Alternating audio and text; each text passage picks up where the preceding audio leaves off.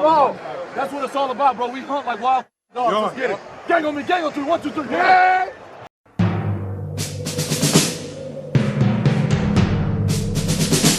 The autumn wind is a pirate, blustering in from sea. With a rollicking song he sweeps along, swaggering boisterously. His face is weather-beaten.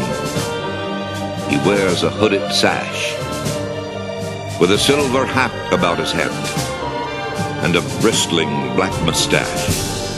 He growls as he storms the country, a villain big and bold. And the trees all shake and quiver and quake as he robs them of their gold. The autumn wind is a raider, pillaging just for fun. He'll knock you round and upside down and laugh when he's conquered and won. Here we go again. The Las Vegas Raiders are coming out of the bye week at 2-5, so we'll soon see if they made the adjustments they needed to make. On defense, edge rusher Max Crosby has a chance to take over the game on the Jacksonville Jaguars' horrible offensive line. On offense, the line is what it is, but they got to find a way to get the running game going. Running back Ashton Jeanty is good at gaining more yardage than there is to get, yards after contact and all that good stuff, so they got to give him the ball. The passing game gets a big shot in the arm too as tight end Brock Bowers makes his way back from his knee injury. Quarterback Geno Smith is also getting an old friend back in receiver Tyler Lockett. It looks like fellow receiver Jacoby Myers will still be a Raider on Sunday, and he's back from his injury. Not that Smith had an excuse for all the interceptions he's thrown, but there should be some improvement with the weapons he now has, especially Bowers.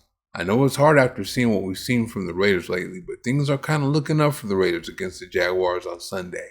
I think they have a shot here at home against them. A big thing to keep an eye on is if the Raiders can get their running game going. This is going to be strength on strength. The Raiders just have to bother to run the ball more. I'm hearing head coach Pete Carroll say this and that about how the running game is coming together, but the Raiders aren't running the ball a whole lot, so are we going to see it? Last time out, Jeanty only got the ball once in the first quarter of the game and 4 times by halftime.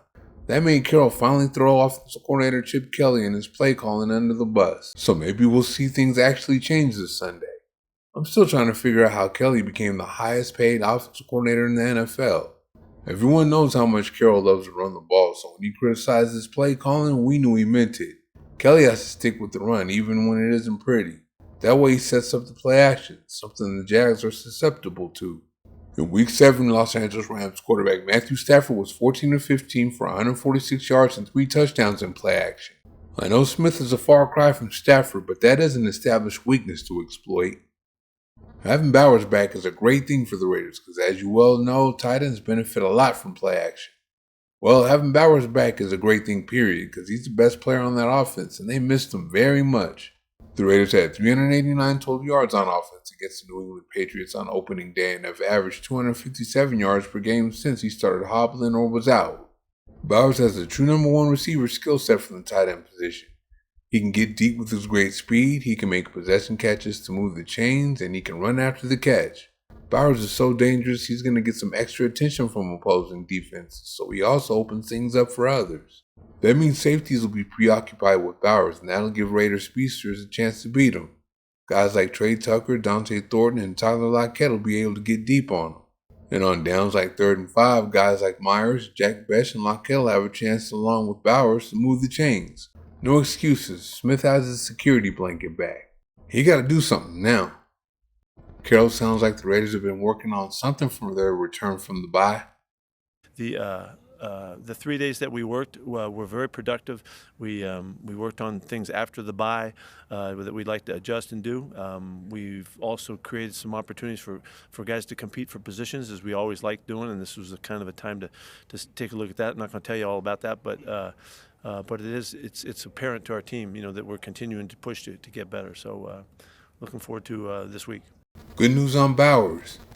He looks great. He really does. He looks like he's full speed, and he's back. So last week, in the couple days, the 3 days that we had, he looked good every day, particularly good on the Monday practice, and he kind of stole the show a little bit. So we're thrilled to have him back. Here's what he had to say when asked about Lockett. I'm going to need more days to as far as immediately how much he can help.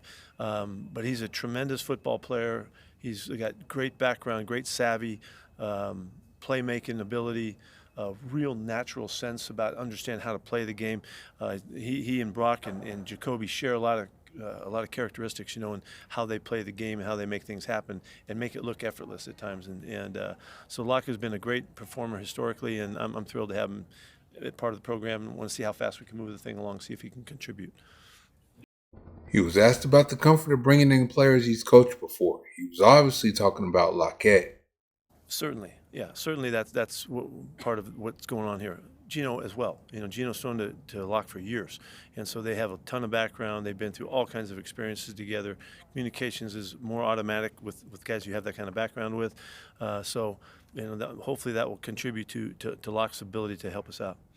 He talked about getting the running game going. Yeah, we really do see the glimpses of the continuity that it takes to run the football. We have no question about what both Ashton and Raheem brings to us. We got to make sure that we're giving them the opportunities.